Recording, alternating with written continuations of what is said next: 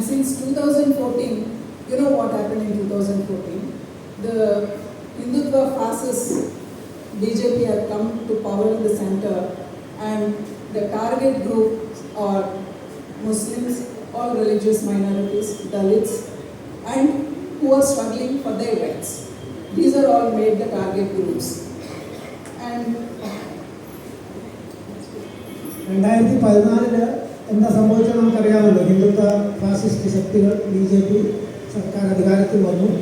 അതിനുശേഷം അവർ ദളിതരെയും ആദിവാസികളെയും മുസ്ലിങ്ങളെ അങ്ങനെയുള്ള വിഭാഗങ്ങളെയൊക്കെ തന്നെ സാമൂഹ്യ വിഭാഗങ്ങളൊക്കെ തന്നെ അവരുടെ ആക്രമണ ലക്ഷ്യമാക്കിയിരിക്കുന്നു.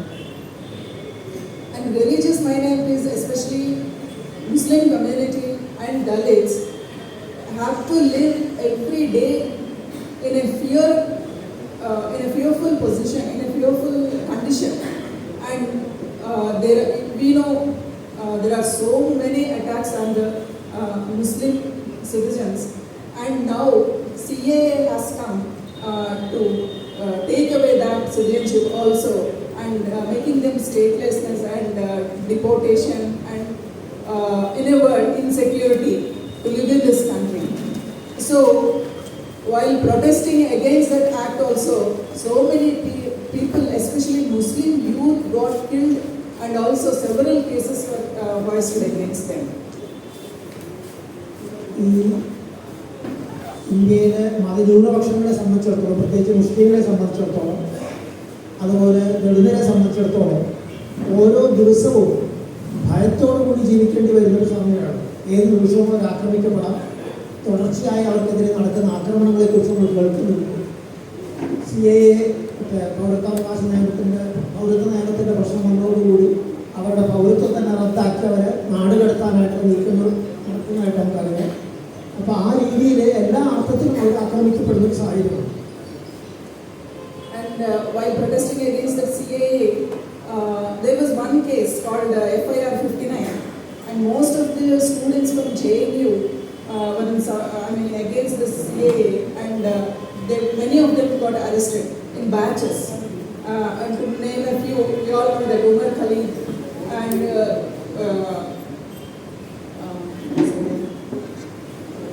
Natasha Narwal, Gulfisha Fatima, to name a few, I'm telling, Devangana Kalika, they all spent almost a year or more than that just for defending the fighting Muslim youth and general citizens also. And recently some got released, but most of them are still in jail. ആ പ്രക്ഷോഭത്തിൻ്റെ ഭാഗമായിട്ട് പോലീസിൻ്റെ ഭരണകൂടത്തിൻ്റെ ശക്തമായ അടിച്ചമർത്തലുണ്ടായിരുന്നു. നിരവധി ആൾക്കാർക്ക് അവരുടെ ജീവൻ നഷ്ടപ്പെടുകയുണ്ടായി. ആ പ്രക്ഷോഭത്തിൻ്റെ ഭാഗമായി ഭരണകൂടം കെട്ടിച്ചമച്ചൊരു കേസ് FIR 59 എന്നാണ് അറിയപ്പെടുന്നത്. അതിൻ്റെ പേരിൽ JNU പോലുള്ള വിദ്യാഭ്യാസ സ്ഥാപനങ്ങളിൽ നിരവധി വിദ്യാർത്ഥികളെ ബാച്ചായിട്ട് അറസ്റ്റ് ചെയ്യുകയും ജയിലിലടക്കുകയും ചെയ്തിട്ടുണ്ട്. അതിൽ ചില പേരുകളൊക്കെ നിങ്ങൾ കേട്ടിട്ടുണ്ടായിരിക്കും. ഉമർ ഖാലിദ്, അതുപോലെ ദേവാംഗന കലിത, നട്ടാഷ നർവാൽ മുതലായിട്ടുള്ളവരൊക്കെ തന്നെ. അതിൽ ചില ആൾക്കാർക്ക് ജാമ്യം കിട്ടി പുറത്തു വന്നിട്ടുണ്ട്. നീണ്ടകാലം ജയിലിൽ കിടന്നതിന് ശേഷം പലരും ഇപ്പോഴും ജയിലിൽ തന്നെയാണ്. And actually I want to mention specifically about two cases when we talk about political prisoners. And first case I would like to mention is about G.N. Sai Baba, who is a professor and also a human rights activist, and who is 90% disabled physically, but a very strong defender of human rights. He was arrested in 2014, just a week before the election results were declared. മനുഷ്യാവകാശ പ്രശ്നങ്ങളെക്കുറിച്ച് പറയുമ്പോൾ രാഷ്ട്രീയ തലവകാരുടെ രണ്ടാൾക്കാരെ പ്രത്യേകമായിട്ട് പറയാൻ ആഗ്രഹിക്കുകയാണ്. അതിലൊന്ന് professor സായിബാബയുടെ കാര്യം. നിങ്ങൾ പലരും അറിയുന്ന ഒരു വ്യക്തിയാണ് അദ്ദേഹം. സായിബാബ അംഗവൈകല്യമുള്ളൊരു വ്യക്തിയാണ്. അങ്ങനെയാണെങ്കിൽ തന്നെയും വളരെ സജീവമായൊരു മനുഷ്യാവകാശ പ്രവർത്തകനുമായിരുന്നു. അപ്പോൾ അദ്ദേഹത്തിനെ 2014 അറസ്റ്റ് ചെയ്തത്. ഇപ്പോഴും ജയിലിലാണ്. Usually in such cases, when the police come to raid the houses of the targeted people, they used to maintain some decency of showing some valid reason to search your house. But in this case, you'll be surprised to know that they brought a notice in which it is said that some property is stolen in Gadchiroli district at some place, and they have a doubt that Sai Baba is holding that stolen property. That's why they want to search his house. Imagine that happened to a professor in a prestigious university in Delhi. സാധാരണ രീതിയിൽ police ഒരു വീട് search ചെയ്യാനായിട്ട് arrest ചെയ്യാനൊക്കെ വരുമ്പോൾ അവർ ചില മര്യാദകളൊക്കെ പാലിക്കാറുണ്ട്, ചില minimum തത്വങ്ങൾ അനുസരിച്ചിട്ടൊക്കെയാണ് ചെയ്യാറുള്ളത്. പക്ഷേ ഈ കാര്യത്തിൽ സായിബാബയുടെ വീട് റെയ്ഡ് ചെയ്ത് പരിശോധിക്കാൻ വരുമ്പോൾ അവർ കാണിച്ച നോട്ടീസിൽ പറഞ്ഞിരിക്കുന്നത് ഗഡ്ചറിയിൽ എന്തോ ഒരു മോഷണം നടന്നു, ആ മോഷ്ടിച്ച മുതൽ സായിബാബയുടെ വീട്ടിൽ ഒളിപ്പിച്ച് വെച്ചിരിക്കുകയാണെന്ന് സംശയിക്കുന്നു, അത് ഉണ്ടോ ഇല്ലയോ നോക്കാനായിട്ടാണ് വന്നിരിക്കുന്നതെന്ന് പറഞ്ഞിട്ടാണ് സെർച്ച് വാറൻ്റായിട്ട് അവർ വന്നത്.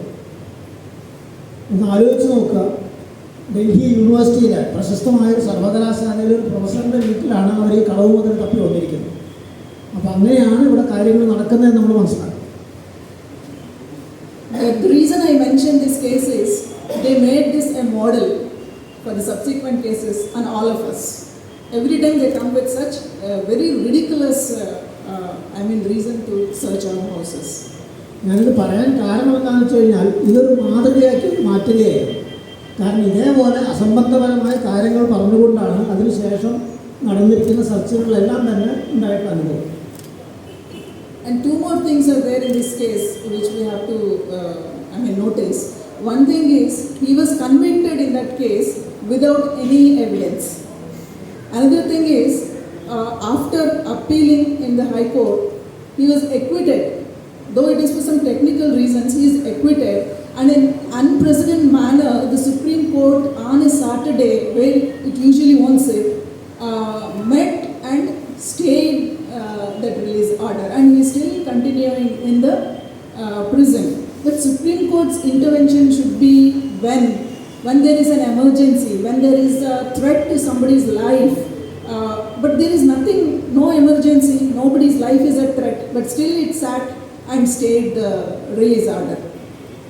ഈ കേസുമായി ബന്ധപ്പെട്ട് സായിബാബയുടെ കാര്യവുമായി ബന്ധപ്പെട്ട് എടുത്തു പറയേണ്ട മറ്റൊരു കാര്യം കൂടിയുണ്ട്. സായിബാബയുടെ വിചാരണ നടന്നു, യാതൊരു തെളിവുമില്ലാതെയാണ് ശിക്ഷിച്ചത്. ആ ശിക്ഷ പിന്നീട് ഹൈക്കോടതിയിൽ അപ്പീലിൽ സാങ്കേതിക കാരണങ്ങൾ ചൂണ്ടിക്കാണിച്ചുകൊണ്ട് സാങ്ഷൻ ഇല്ലാതുള്ള കാര്യം ചൂണ്ടിക്കാണിച്ച് റദ്ദാക്കുകയുണ്ട്. പക്ഷേ എന്നിട്ട് പിന്നെ സംഭവിച്ചതാണ് സുപ്രീം കോടതിയിൽ ഇതിനെതിരെയുള്ള സർക്കാർ കൊടുത്ത അപ്പീൽ ശനിയാഴ്ച ദിവസം, സാധാരണഗതിയിൽ കോടതി അങ്ങനെ ബെഞ്ച് ഇരിക്കാത്ത ദിവസമാണ് ശനിയാഴ്ച സുപ്രീം കോടതിയിൽ. പക്ഷേ ഇതിനായിട്ട് പ്രത്യേകമായിട്ട് ബെഞ്ച് ഇരിക്കുകയും തിരക്കിട്ട വിചാരണ നടത്തിക്കൊണ്ട് ആ ഹൈക്കോടതി വിധി സ്റ്റേ ചെയ്യുകയും ചെയ്യും. അതുകൊണ്ട് സായിബാബ ഇപ്പോഴും ജയിലിലാണ്. സാധാരണഗതിയിൽ സുപ്രീം കോടതി അങ്ങനെ അടിയന്തരമായിട്ട് കൂടി എന്തെങ്കിലും ഒരു തീരുമാനം എടുക്കുക എന്ന് പറയുന്നത് ഒന്നുമില്ലെങ്കിൽ ആരെങ്കിലും ജീവൻ അപകടം ഉണ്ട്, അതല്ലെങ്കിൽ അങ്ങനെ എന്തെങ്കിലും ഒരു അടിയന്തര സാഹചര്യം ഉണ്ട് എന്നുള്ളപ്പോഴാണ്. പക്ഷേ ഇക്കാര്യത്തിൽ നമുക്ക് വ്യക്തമായിട്ട് മനസ്സിലാക്കാൻ പറ്റുന്നത് പോലെ അത്തരത്തിൽ യാതൊരു അടിയന്തരത്വം ഉണ്ടായിരുന്നില്ല. കാരണം സായിബാബ ജയിലിൽ തന്നെയാണ്. അപ്പോൾ അതുകൊണ്ട് വേറൊരു ദിവസം അവർക്ക് കൂടി ആലോചിച്ച് തീരുമാനിക്കാവുന്ന കാര്യമായിരുന്നു. പക്ഷേ അടിയന്തരമായിട്ട് തന്നെ ആളെ ആ ശിക്ഷ ഉറപ്പിക്കണമെന്നുള്ള വാശിയോടുകൂടി തന്നെ പ്രവർത്തിച്ചതായിട്ടാണ് ഇവിടെ കാണുന്നത്. And another case I want to mention is which is infamously known as BK16, Bhima Koredam case. I won't go into the details because many of you must be knowing what it is and all. But everybody must be knowing that so many intellectuals and activists, professors and advocates and students, cultural activists, Dalit activists are all framed into this. 16 people were framed into this case. മറ്റൊന്നുള്ളത് BK16 എന്നറിയപ്പെടുന്ന കേസാണ്, Bhima Koregaon case. അതിൻ്റെ വിശദാംശങ്ങളൊക്കെ നിങ്ങൾക്ക് അറിയാവുന്നതാണ്. അപ്പോൾ ആ കേസിലും നിരവധി ബുദ്ധിജീവികൾ, സാംസ്കാരിക പ്രവർത്തകർ, പ്രൊഫസർമാർ, വക്കീലന്മാർ, ദളിത് പ്രവർത്തകർ, അങ്ങനെയുള്ള ആൾക്കാരെയൊക്കെയാണ് ആ കേസിൽ പ്രതികളാക്കി കുടുക്കിയിരിക്കുന്നത്. And in this case, actually, I'm mentioning this because, see, where people are victims, they are considered as the perpetrators of violence against the same community. That's how it is framed. Because there was a very big rally to commemorate the 200th anniversary of Bhima Koregam struggle, battle. This position was taken and there was violence perpetrated by the Hindutva forces, namely the Shambhaji Bide and Milind Ekbote, two persons were actually reported to create that violence. They are free, they were never arrested. Only Milind Ekbote was shortly for a brief period, maybe for one day he was arrested and released. And Shambhaji Bide was never arrested because Modi considers him to be his guru. That's why they are not arrested. But who are defending Dalit rights and who are Dalits were arrested, and that's how the Bhima Koregaon case appeared on the stage. ഇത് ശ്രദ്ധിക്കേണ്ട കാര്യം ഭീമാ കോരേഗാവ് കേസിൽ യഥാർത്ഥത്തിൽ അക്രമകാരികളായിട്ടുള്ള ആൾക്കാരെ ഒഴിവാക്കുകയും ആക്രമണത്തിനിരയായ ആൾക്കാരെ പേരിൽ കേസെടുക്കുകയാണ് ചെയ്തിട്ടുള്ളത്. കാരണം ഭീമാ കോരേഗാവിൻ്റെ 200ാം വാർഷികമായിട്ട് ബന്ധപ്പെട്ടുകൊണ്ട് അവിടെ വലിയൊരു സമ്മേളനം നടക്കുകയുണ്ടായി. അതിനുശേഷം ഈ സവർണ ഹിന്ദു ഫാസിസ്റ്റ് ശക്തികൾ സംഭാജിയുടെയും അതുപോലെ തന്നെ മിലിന്ദ് എക്ബോട്ടെയും പോലുള്ള ആൾക്കാരൊക്കെ ചേർന്ന് അതിനെതിരെ ഒരു ആക്രമണം നടത്തുകയുണ്ടായി. പക്ഷെ ആ ആക്രമണം നടത്തിയതിൽ വ്യക്തമായി തെളിഞ്ഞിട്ടുണ്ടെങ്കിൽ തന്നെയും അവരെ ഒരു വിധത്തിലുള്ള നിയമനടപടിക്ക് വിധേയമായില്ല. മിലിന്ദ് എക്ബോട്ടെ ഒരു ദിവസത്തേക്ക് മറ്റോ പിടിച്ചു വെച്ച് വിട്ടയച്ചു. അതേസമയം തന്നെ ദളിതുകൾക്ക് വേണ്ടി പ്രവർത്തിച്ചിരുന്ന, മനുഷ്യാവകാശങ്ങൾക്ക് വേണ്ടി പ്രവർത്തിച്ചിരുന്ന ഈ പറയുന്ന മറ്റുള്ള ആൾക്കാരെയൊക്കെ തന്നെയാണ് കേസിലെ പ്രതിയാക്കി അറസ്റ്റ് ചെയ്തിരിക്കുന്നത്. After that it became a norm, because when you see when attacks happen or takes place on especially Muslim minority also, like I mentioned that FIR 59 case, the allegation is that they created the communal rights. It is really so sad. See, suppose I am struggling for Muslim rights and I am accused of creating the communal violence. You can imagine how it can act on the person's mindset. ഇതേപോലെ തന്നെയാണ് നേരത്തെ പറഞ്ഞ FIR 59ൻ്റെയും കാര്യം.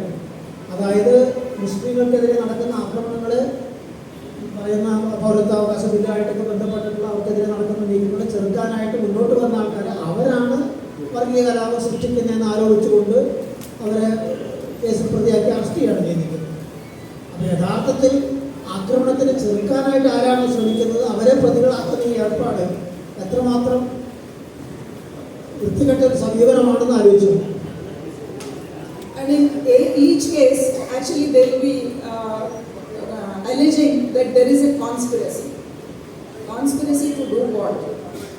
And I like to mention here, in Tamil Nadu, we all know that Rajiv Gandhi murder case, one person who is accused of participating in that, Perarivalan, you all must be knowing his name also.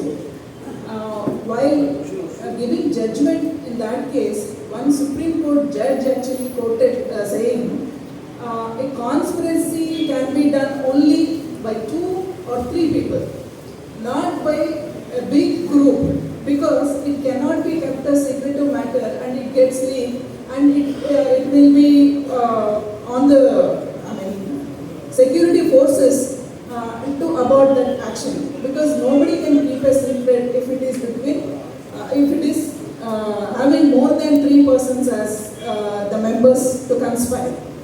So don't just book under conspiracy case. It is wrong. He committed in such a big case. But nowadays, we recently have a case against all the activists in Telangana and AP, which have 173 people as conspirators. ഈ കേസുകളിലൊക്കെ തന്നെ ശ്രദ്ധേയമായ മറ്റൊരു കാര്യത്തിനെല്ലാം ഗൂഢാലോചന കുറ്റം ചുമത്തുന്നുണ്ടെന്നതാണ്. അപ്പോൾ ഈ ഗൂഢാലോചന പ്രശ്നത്തെക്കുറിച്ച് ഇതിനു മുമ്പ് ഒരു സുപ്രീം കോടതി വിധി നമ്മൾ ഓർക്കേണ്ടതുണ്ട്. രാജീവ് ഗാന്ധി വധക്കേസിൽ പ്രതിയായിട്ടുള്ള പേരറിവാളൻ, പേര് നിങ്ങൾ കേട്ടിട്ടുണ്ടായിരിക്കാം. പേരറിവാളിനെ സംബന്ധിച്ചിട്ടുള്ള കേസിൽ അപ്പീല് സുപ്രീം കോടതി വന്നപ്പോൾ അതിൽ സുപ്രീം കോടതി ജഡ്ജി പറഞ്ഞത്, ഈ 2 or 3 ആൾക്കാരെ വെച്ചിട്ടല്ലാതെ നിങ്ങൾക്കൊരു ഗൂഢാലോചന കേസ് ചുമത്താൻ കഴിയില്ല. അതിലേറെ ആൾക്കാരായിക്കഴിഞ്ഞാൽ അതൊരു ഗൂഢാലോചനയെ, രഹസ്യമായ ഗൂഢാലോചനയായിട്ട് നിലനിൽക്കാൻ പോകുന്നില്ല, അത് പരസ്യമാകും. അപ്പോൾ അതുകൊണ്ട് അങ്ങനെ ആരും ഗൂഢാലോചന നടത്തിക്കാറുള്ളതാണ്. പക്ഷേ നമ്മളിവിടെ പാടുവാൻ ധാരാളം ആൾക്കാർ പ്രതികളാവുന്ന കേസുകളിൽ ഗൂഢാലോചന ചെയ്യാറാണ്, കുറ്റം ചുമത്തുകയാണ്. അടുത്തിടയ്ക്ക് തെലങ്കാനയിലുണ്ടായിട്ടൊരു കേസിൽ 173 ആൾക്കാരെയാണ് ഗൂഢാലോചന കേസിൽ പ്രതികളാക്കി കുറ്റം ചാർത്തിയത്. So earlier, when improper cases are filed against us, usually that is restricted to the people from the same state.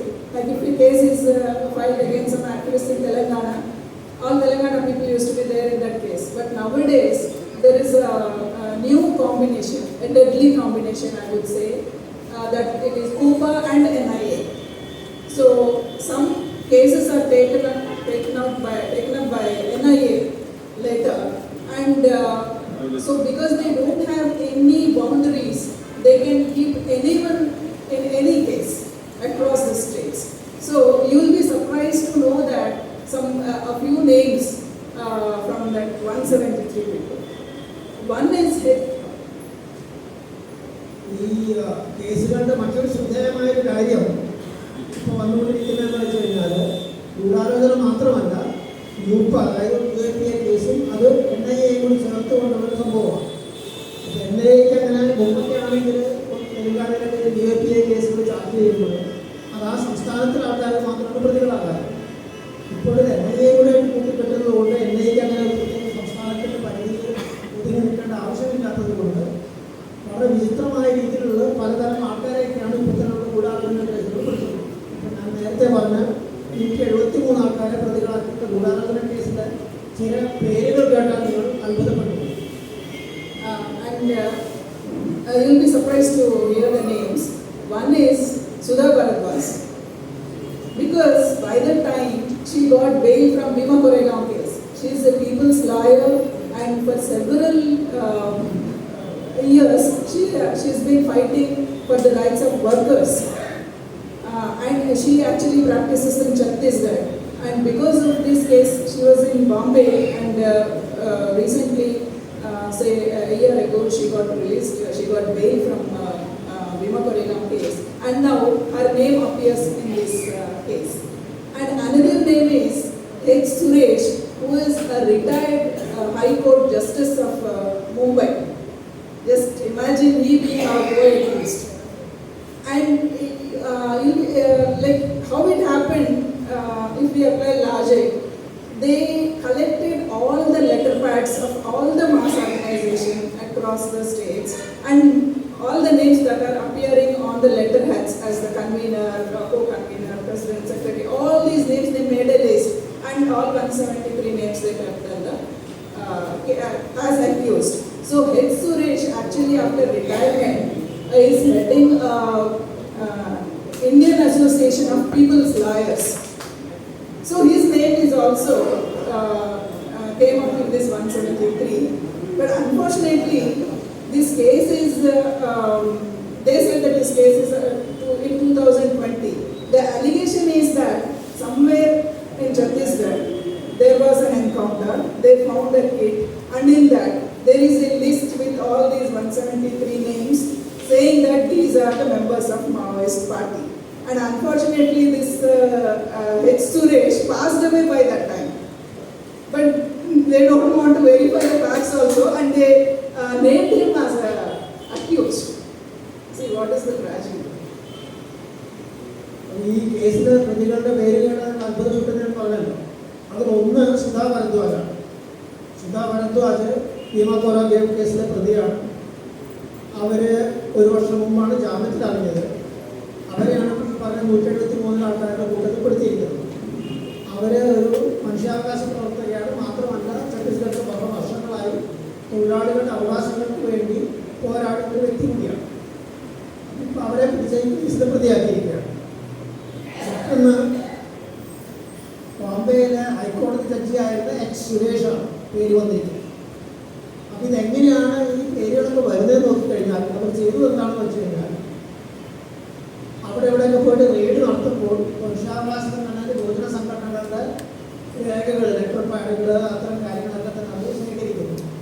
അതിൽ കാണുന്ന പേരുകളുടെ ഒക്കെ ഒരു ലിസ്റ്റ് ഉണ്ടാക്കുന്നു. എന്നിട്ട് ആ ലിസ്റ്റ് നോക്കിയിട്ടാണ് ഈ പ്രതികളെ ചേർന്നത്. അപ്പം അങ്ങനെ സുരേഷ്, ഈ ഹൈക്കോടതി ജഡ്ജിയായിരുന്ന സുരേഷ് IAPN എന്ന് പറയുന്ന ഒരു സംഘടനയാണ്, Indian association of people's lawyers എന്ന് പറയുന്ന ഒരു സംഘടനയുടെ പ്രസിഡന്റായിരുന്നു.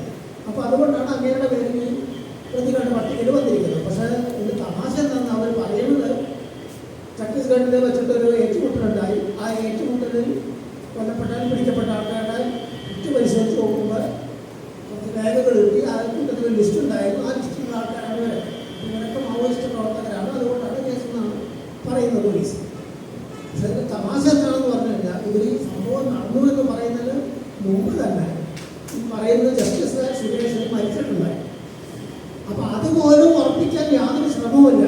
ഈ പറയുന്ന ലിസ്റ്റിൽ വന്നിരിക്കുന്ന ആൾക്കാർ യഥാർത്ഥത്തിൽ ജീവനോടെ ഇരിപ്പുണ്ടോ, ആരാണ് എന്താണെന്ന് അന്വേഷിക്കാതെ ചുമ്മാ നമ്മൾ കണ്ണു അടച്ചിട്ട് കുറേ ആൾക്കാരുടെ പേരുണ്ടാക്കി കേസുണ്ടാക്കി നമ്മളൊരു പരിപാടിയാണ് ചെയ്തുള്ളത്.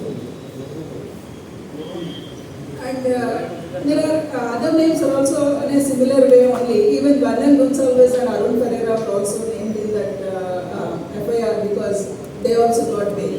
So they are just making sure that once you get released from the prison, if you again stand up with the people, they want to send you again to the jail. That is the main intention. ഇതേ കേസിൽ പ്രതികളായിട്ട് ചേർത്തിരിക്കുന്ന വേറെ രണ്ടാൾക്കാർ Vernon ഗോൺസാൽവസും Arun ഫെറേറയുമാണ്. ഇവർ രണ്ടുപേരും ഭീമപോരായ കേസിൽ പ്രതികളാക്കപ്പെട്ട ആൾക്കാരാണ്. പുറത്താൽ ജയിലിൽ കടന്നാണ്. അതിനുശേഷം കുറ്റവിമുക്തരായി പുറത്തു വന്ന ആൾക്കാരാണ്. അതിനുശേഷമാണ് ഭീമപോരാക്കാവ് കേസിൽ അവർ അറസ്റ്റ് ചെയ്ത് പ്രതികളാക്കിയത്. കുറച്ച് 2-3 മാസം മുമ്പാണ് അവർക്ക് ജാമ്യം വിട്ട് പുറത്തു വന്നത്. അപ്പോൾ വീണ്ടും അവരെ പുതിയൊരു കേസിൽ പ്രതിയാക്കിയിരിക്കണം. അപ്പോൾ ഇതിനൊരു രീതി നോക്കിക്കഴിഞ്ഞാൽ ഇത്തരം വ്യക്തികൾ ഇപ്പോഴും തുടർച്ചയായിട്ട് അവർ ആ നിലപാടിൽ ഉറച്ചു നിൽക്കുകയാണെങ്കിൽ, ജനങ്ങൾക്ക് വേണ്ടി ശക്തമുയർത്താനായിട്ട് ആ നിലപാടിൽ ഉറച്ചു നിൽക്കുകയാണെങ്കിൽ അതിനവരെ അനുവദിക്കരുതെന്ന് വീണ്ടും വീണ്ടും പുതിയ കേസിൽ പ്രതികളാക്കുന്ന ഒരു രീതിയാണ് കാണുന്നത്.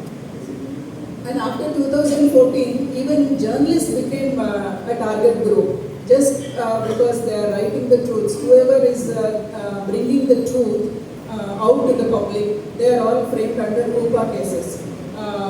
We can give a big list of journalists, and one example I will tell. One is Mohammed Zubair for writing the news that Noopur Sharma and Naveen Jindal, the spokesperson to the BJP, they made derogatory remarks on Prophet Muhammad. And this Zubair actually reported in his media group, and for that he has to spend 10 days in jail. And the cases are still going on. And also we talked about other persons also. Not only that, for in I think Coimbatore also, Coimbatore Medical College, where there is food shortage in the medical college, that was reported by a reporter, and they slapped a case against him. The list is very big. I'm just mentioning, for example, these 2 cases. 2014 മുതൽ കാണുന്ന മറ്റൊരു സവിശേഷത എന്ന് പറഞ്ഞു കഴിഞ്ഞാൽ പത്രപ്രവർത്തകരെയും കേസിൽ പ്രതിയാക്കിക്കൊണ്ടിരിക്കുകയാണ്. ഒരു കാരണമുള്ളത് കാശ്മീരിലെ മുഹമ്മദ് സുബൈറിൻ്റെയാണ്. മുഹമ്മദ് സുബൈർ BJPയുടെ 2 പ്രവർത്തകരായിട്ട് നൂപുർ ശർമ്മയും ജിൻഡാലും ഇവർ രണ്ടുപേരും മുഹമ്മദ് നബിയെ അഭിവൃദ്ധിപ്പെടുത്തുന്ന രീതിയിൽ പ്രസ്താവനകൾ നടത്തിയെന്നുള്ള വാർത്ത കൊടുക്കുകയുണ്ടായി അയാളെ പ്രവർത്തിക്കുന്ന മാധ്യമത്തിൽ. അതിൻ്റെ പേരിലാണ് അങ്ങനെ അറസ്റ്റ് ചെയ്തത്. 10 ദിവസത്തോളം ജയിലിൽ കിടക്കേണ്ടി വന്നു. ഇപ്പോഴും ആ കേസ് നടന്നുകൊണ്ടിരിക്കുകയാണ്. അതേപോലെ തന്നെ ഇവിടെ കോയമ്പത്തൂർ മെഡിക്കൽ കോളേജിൽ ഹോസ്പിറ്റലിൽ ഭക്ഷണപദാർത്ഥങ്ങൾ ഇല്ല എന്നുള്ള വാർത്ത കൊടുത്തതിൻ്റെ പേരിൽ വേറൊരു ജേർണലിസ്റ്റിനെ അറസ്റ്റ് ചെയ്തിട്ടുണ്ട്. അപ്പോൾ ഇങ്ങനെ പറയാവുന്ന ധാരാളം ആൾക്കാരുണ്ട്. പത്രപ്രവർത്തകരായിട്ടുള്ള ആൾക്കാർ സത്യം പിടിച്ച് പറഞ്ഞതിൻ്റെ പേരിൽ കേസിലെ പ്രതികളായിട്ട് പിടിച്ചു പോകുന്നതിൻ്റെ അവസ്ഥ. And even Siddiqui Kappan, for that matter, for going to UP to report that Hathras rape case where a Dalit woman was raped, and he was not allowed to enter that place and got arrested and had to spend more than a year in jail, and still the case is going on. മറ്റൊരു ഉദാഹരണം സിദ്ദിഖ് കാപ്പൻ്റെയാണ്. ഹത്രാസിലെ ദളിത് പെൺകുട്ടിയെ ബലാത്സംഗം ചെയ്യപ്പെട്ടു കൊല്ലപ്പെട്ടപ്പോൾ അതിനെക്കുറിച്ചുള്ള വാർത്ത ശേഖരിക്കാതെ report ചെയ്യാനായിട്ട് പോകുന്ന വഴിക്കാണ് അയാൾ അറസ്റ്റ് ചെയ്യുന്നത്. അങ്ങോട്ട് പോകാൻ അനുവദിച്ചില്ലെന്ന് മാത്രമല്ല, അറസ്റ്റ് ചെയ്ത് കള്ളക്കേസുണ്ടാക്കി. അതിനുശേഷം കുറേ കാലം ജയിലിൽ കിടക്കേണ്ടി വന്നു. സമീപകാലത്താണ് ജാമ്യത്തിൽ ഇറങ്ങിയത്. ഇപ്പോഴും ആ കേസ് നടന്നുകൊണ്ടിരിക്കുകയാണ്.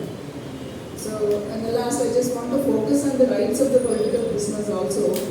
See, everybody who is in prison have some rights, and especially when it comes to political prisoners, usually they are not taken to the court for their cases, saying that there is shortage of escort. and that is actually a right of the prisoner to attend court, to meet their lawyer and call their family over phone or have an interview personally. But in most of the places, these are not allowed to the political prisoners. This is a violation, gross violation of human rights. ഇനി രാഷ്ട്രീയ തടവുകാരുടെ കാര്യത്തിൽ കേന്ദ്രീകരിച്ച് പറയുകയാണെങ്കിൽ രാഷ്ട്രീയ തടവുകാർക്ക് പൊതുവിലും അഭിമുഖീകരിച്ചുകൊണ്ടിരിക്കുന്ന ഒരു കാര്യം അവരെ കോടതിയിൽ കേസിന് കൊണ്ടുപോകാറില്ല, എസ്കോർട്ട് ഇല്ല എന്ന് പറഞ്ഞുകൊണ്ട് ആ അവസരം നിഷേധിക്കുകയാണ്. വാസ്തവത്തിൽ ഒരു അവകാശ നിഷേധമാണ്. കാരണം എല്ലാ തടവുകാരും, രാഷ്ട്രീയ തടവുകാരും ഉൾപ്പെടെ സകല തടവുകാർക്കും അവരുടെ വിചാരണ സമയത്ത് അല്ലെങ്കിൽ കോടതിയിൽ പതിവായിട്ട് അവരെ ഹാജരാക്കാൻ ബാധ്യസ്ഥരാണ്. അവിടെ വെച്ച് നമുക്ക് വക്കീൽമാരെ കാണാനായിട്ട് കുടുംബങ്ങളായിട്ട് ബന്ധപ്പെടാനുള്ള അവസരങ്ങൾ കൊടുക്കേണ്ടതാണ്. അതെല്ലാം തന്നെ ആവർത്തിച്ച് നിഷേധിക്കുന്നതാണ് നമ്മൾ കാണുന്നത്. And they are not provided with books and pen and paper, etc. Because it is a right they can read in the prison. But nowadays, not even a dictionary is allowed. അവർക്ക് പുസ്തകങ്ങളോ അല്ലെങ്കിൽ എഴുതാനുള്ള പേനയോ നോട്ട്ബുക്കോ ഇതൊന്നും കൊടുക്കുന്നില്ല. ഇതെല്ലാം തന്നെ തടവുകാർക്ക് അവകാശപ്പെട്ട കാര്യങ്ങളാണ്. അത് പോയി ഇപ്പോൾ ഡിക്ഷണറി പോലും കൊടുക്കുന്നില്ല എന്നൊരവസ്ഥയായിരുന്നു. And actually, like in any other cases, even UAPA cases are also entitled to get default bail.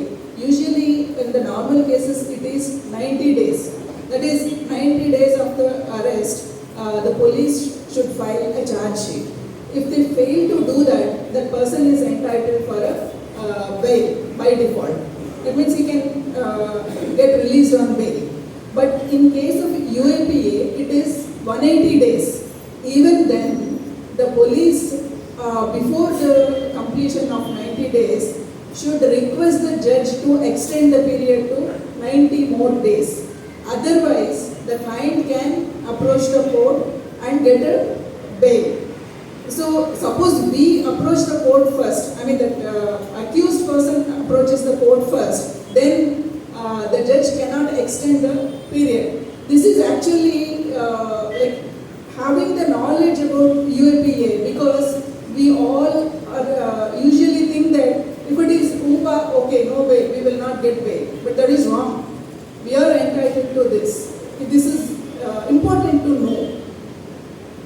UAPA കേസിനെ സംബന്ധിച്ചിടത്തോളം സാധാരണ കേസുകളാണെങ്കിൽ ഒരു പ്രതിയെ അറസ്റ്റ് ചെയ്ത് ജയിലിലാക്കി കഴിഞ്ഞാൽ 90 ദിവസത്തിനുള്ളിൽ പോലീസ് കുറ്റപത്രം സമർപ്പിക്കേണ്ടതാണ്. അങ്ങനെ കുറ്റപത്രം സമർപ്പിച്ചിട്ടില്ല എങ്കിൽ ആ വ്യക്തിക്ക് ജാമ്യം കൊടുക്കാൻ ബാധ്യസ്ഥമാണ് ജഡ്ജിമാർ.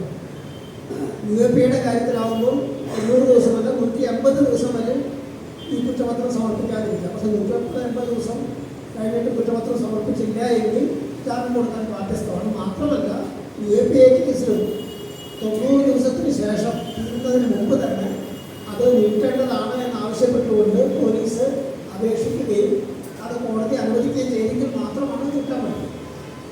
അങ്ങനെ പോലീസ് അപേക്ഷിക്കുന്നതിന് മുമ്പ് ആ പ്രതി തനിക്ക് ജാമ്യം കിട്ടേണ്ടതാണ്, 90 ദിവസം കഴിഞ്ഞിട്ട് പോലീസ് യാതൊരു നീക്കം നടത്തിയിട്ടില്ല എന്ന് പറഞ്ഞ് കോടതിയെ സമീപിക്കുകയാണെങ്കിൽ ആ പ്രതിക്ക് ജാമ്യം കൊടുക്കാൻ കോടതി ബാധ്യസ്ഥമാണ്.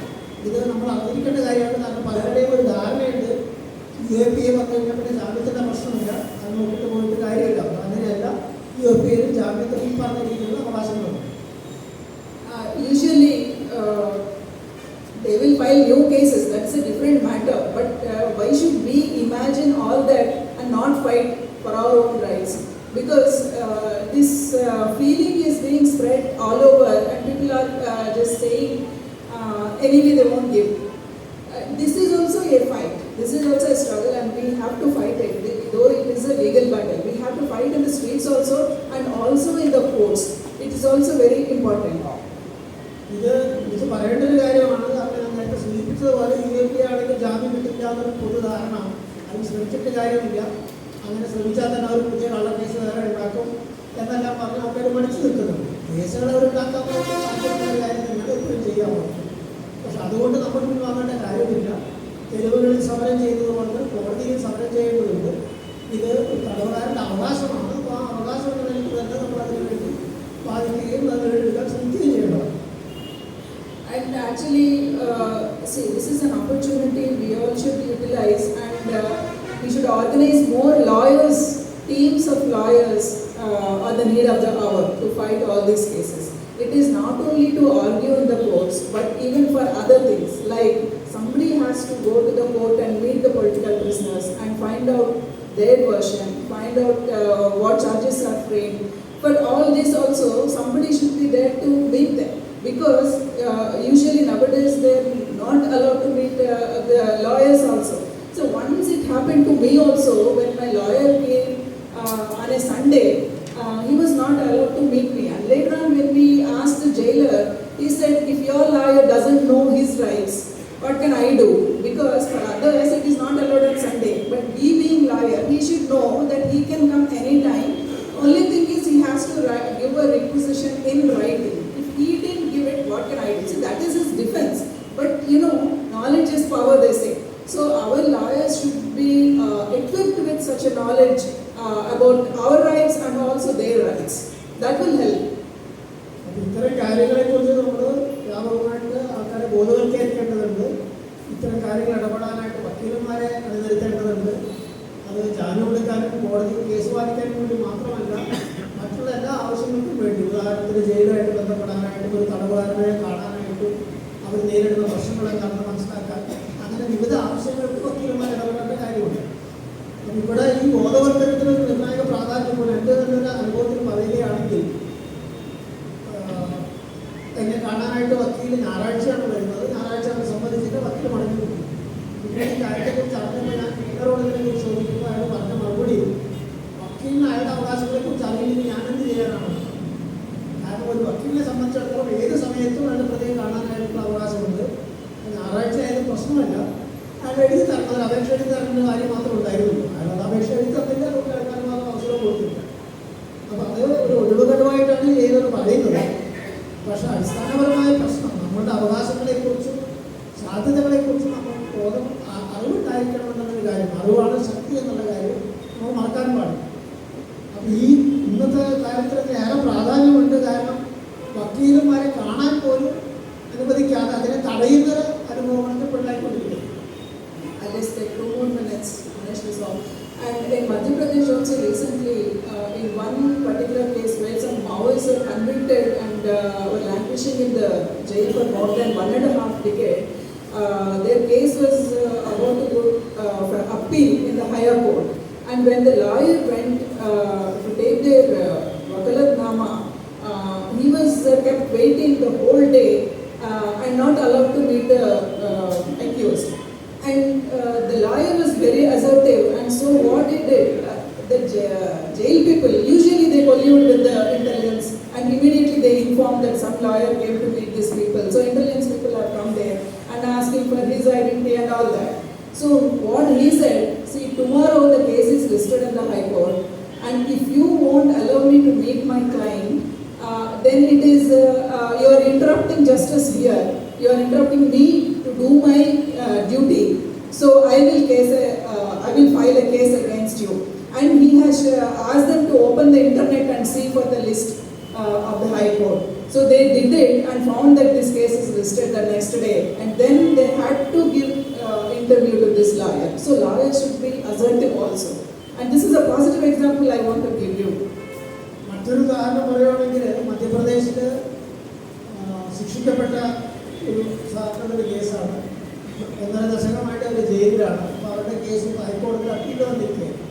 അപ്പോൾ ഹൈക്കോടതിയിൽ ആ കേസ് വിചാരണ വരേണ്ട ദിവസത്തിൻ്റെ തലേന്ന് അവരുടെ വക്കീല് അവരുടെ വക്കാലത്താമ ഒപ്പിടിപ്പിക്കാനായിട്ട് ജയിലിൽ ചെന്നപ്പോൾ ജയിലധികാരികൾ അതിന് സംബന്ധിച്ചില്ല. ഒരു ദിവസം മുഴുവൻ അയാൾ വെച്ചുകൊണ്ടിരുന്നു. മാത്രമല്ല, ഒരു പരിപാടി ചെയ്യുന്നത് പോലെ ഐബിക്കാരെ, സ്പെഷ്യൽ ബ്രാഞ്ചുകാരെ വിവരം അറിയിക്കുകയും അവർ വന്നിട്ട് ഈ വക്കീലിനെ ശല്യപ്പെടുത്താൻ തുടങ്ങി. നിങ്ങളുടെ ഐഡിയ എവിടെ, നിങ്ങളുടെ ആരാണ് എന്താണെന്ന് ചോദിച്ച് ഉത്തരവിക്കാൻ തുടങ്ങി.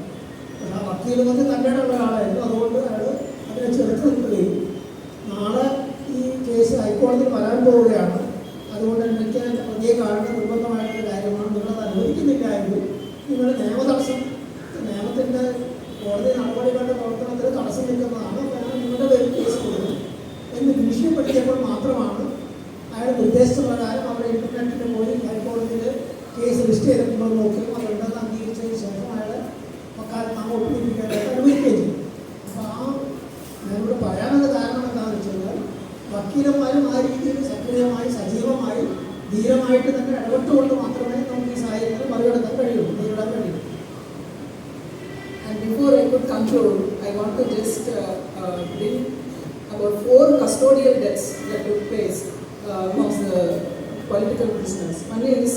Kanchan Nanavare, female comrade, an alleged Naxalite, who is suffering with heart ailment, was in Mumbai Vaikula Women's Prison, and she was not provided with timely medication by the jail authorities, and after spending 7 years as an under trial in the Mumbai jail, she breathed her last in 2021, and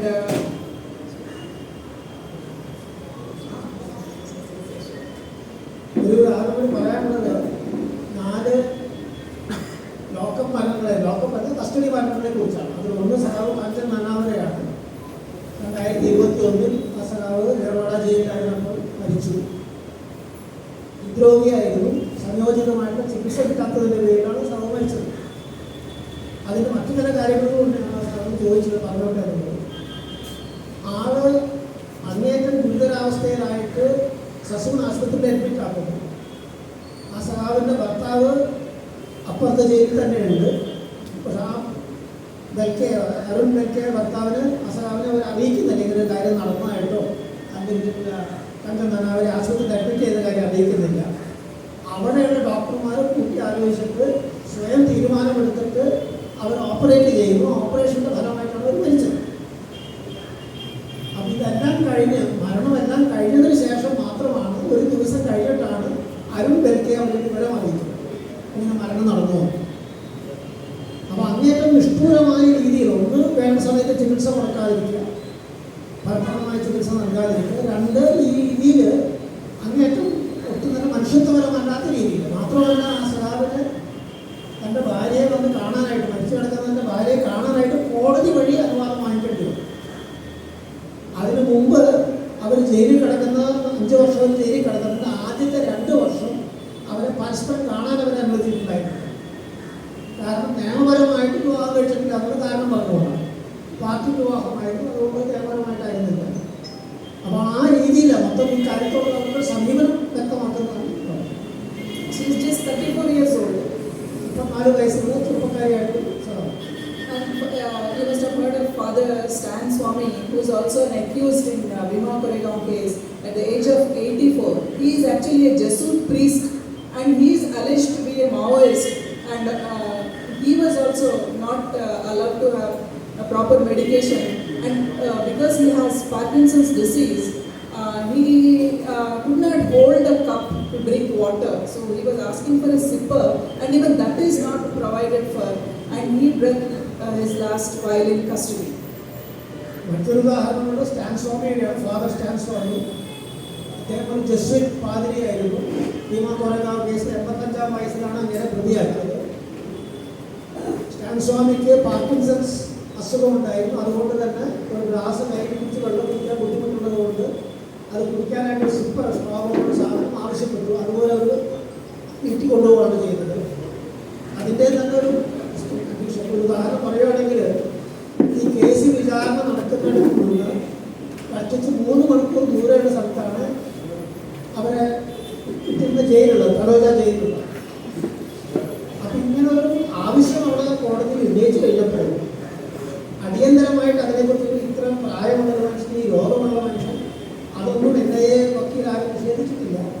അപ്പം ഇത് ആവശ്യപ്പെട്ടപ്പോൾ, അത് ആവശ്യപ്പെട്ടതെന്താണ്? Plastic സ്ട്രോയാണ്, അല്ലാതെ ഇരുമ്പിൻ്റെ ആയുധമായിട്ട് ഉപയോഗിക്കാൻ കഴിയുന്ന സാധനമൊന്നുമല്ല.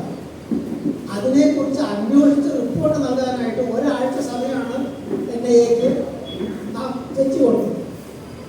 അവിടെ നിന്ന് ഫോൺ ചെയ്ത് വിളിച്ച് ചോദിച്ച് അറിയാവുന്ന കാര്യം മാത്രമേ ഉള്ളൂ. അതല്ലെങ്കിൽ ഒരാളെ വിട്ട് നോക്കിയിട്ട് വരാവുന്ന കാര്യം മാത്രമേ ഉള്ളൂ. അപ്പം ഇക്കാര്യത്തിൽ കോടതിയിൽ എടുക്കുന്ന സമീപനം എന്താണെന്നുള്ളത് മനസ്സിലാക്കാൻ. And Comrade Naruda, who is a Maoist, who was arrested in a Maoist case, was undergoing treatment for cancer, breast cancer, and while she was undergoing treatment in Hyderabad, she got arrested, and she was also not allowed to go on bail, even because of this illness, and she also breathed her last while in custody. മറ്റൊരു ഉദാഹരണമുള്ളത് സഖാവ് നർമ്മദയുടെയാണ്. Cancer രോഗിയായിരുന്നു, ഹൈദരാബാദിലെ ചികിത്സയിലായിരുന്നു. ചികിത്സയ്ക്ക് പോകുന്ന വഴിക്കാണ് അവർ പിടിക്കപ്പെടുന്നത്. പക്ഷേ ഈ ഗുരുതരമായിട്ട് രോഗാവസ്ഥയിലായിട്ട് പോലും ചികിത്സ നടന്നുകൊണ്ടിരിക്കുകയാണെന്ന് അറിഞ്ഞിട്ട് പോലും ആ ചികിത്സ പൂർത്തീകരിക്കാനായിട്ട് ജാമ്യം കൊടുക്കാനായിട്ട് തയ്യാറായില്ല. അതിന് ഫലമായിട്ട് സഹോ കസ്റ്റഡിയിൽ വെച്ച് മരിക്കുകയും ചെയ്തു.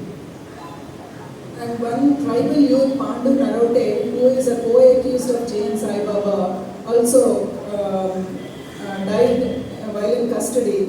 And not because he has some serious illness, it is only that he has got pneumonia and not given proper medical care, and he died in custody. മറ്റൊരു ഉദാഹരണമുള്ളത് പ്രൊഫസർ സായിബാബയുടെ കൂട്ടുപ്രതിയായിട്ടുള്ള പണ്ട് നരോട്ടയുടെ കാര്യമാണ്.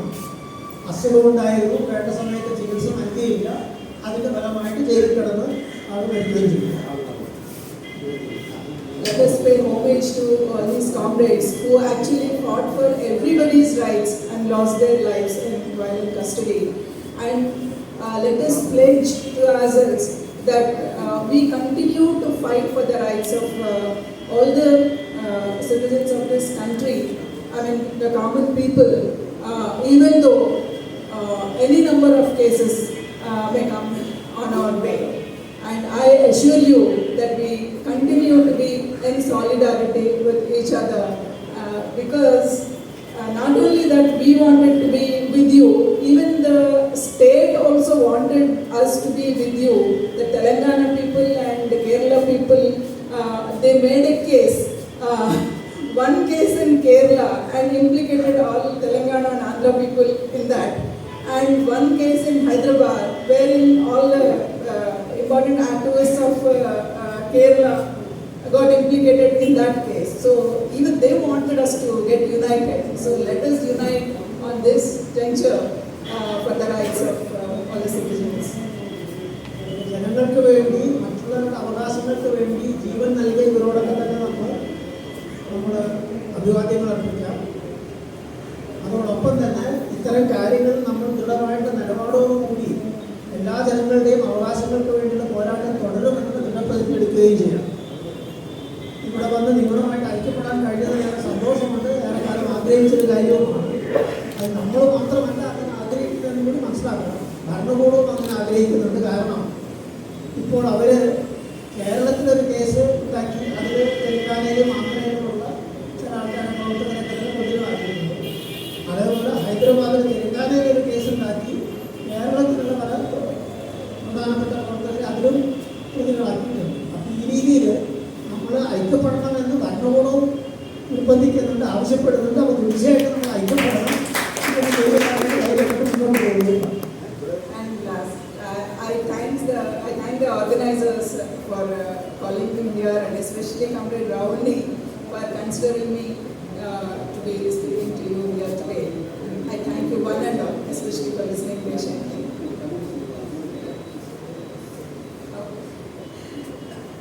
Language problems. And I declare this program to be inaugurated. Thank you. അപ്പോൾ അവസാനമായിട്ട് ഈ പരിപാടിയിൽ പങ്കെടുക്കാനായിട്ട് എന്നെ ക്ഷണിക്കുകയും അവസരം തരുകയും സംഘാടകരോട് നന്ദി അറിയിക്കുകയാണ്. ഈ സമ്മേളനം കൺവെൻഷൻ ഉദ്ഘാടനം ചെയ്തതായിട്ട് പ്രഖ്യാപിക്കുകയും ചെയ്യും.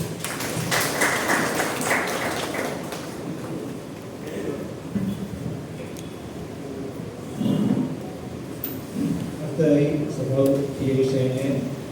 സംസാരിക്കും.